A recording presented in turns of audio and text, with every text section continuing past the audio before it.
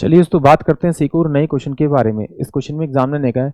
360 वर्ग सेंटीमीटर और 250 वर्ग सेंटीमीटर दो समरूप त्रिभुजों का क्षेत्रफल है। यदि पहले त्रिभुज की भुजा की लंबाई 8 सेंटीमीटर है तो दूसरे त्रिभुज की संगत भुजा की लंबाई क्या होगी, ये एग्जामिनर मुझसे पूछ रहा है। तो देखिए जब भी कोई दो त्रिभुज सर्वांग समूह नहीं, सिमिलर यानी समरूप होते हैं। सर्वांग समूह में तो बिल्कुल बराबर बराबर होते हैं, सब कुछ सेम सेम होता है। जब त्रिभुज समरूप हो तो इसका मतलब है कि जो त्रिभुज का एरिया होगा यानी कि एरिया ऑफ ट्राइंगल होगा आपका, जैसे area of triangle A B C मान लीजिए पहले वाले त्रिभुज का, और एरिया ऑफ ट्राइंगल आप दूसरे त्रिभुज का मान लीजिए आपका आपका पी क्यू और आर मान लीजिए। इन दोनों के जो एरिया का रेशो होगा उनकी भुजा, जैसे मान लीजिए ए बी इसकी साइड है और इसकी साइड है पी क्यू, इन दोनों के स्क्वायर के रेशो के बराबर होगा।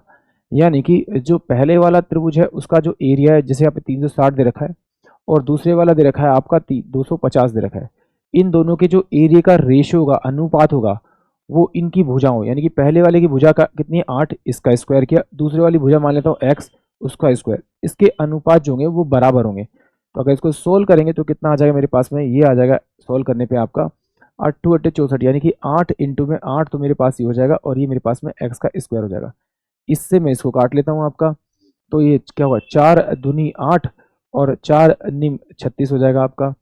ठीक है, तो इसे क्रॉस मल्टीप्लाई कर लेते हैं, तो ये 25 इंटू में 2 इंटू में आपका 8 हो जाएगा और डिवाइड बाय में 9 हो जाएगा। तो आपको x की स्क्वायर मिलेगा, इसको यहाँ पर ले आइए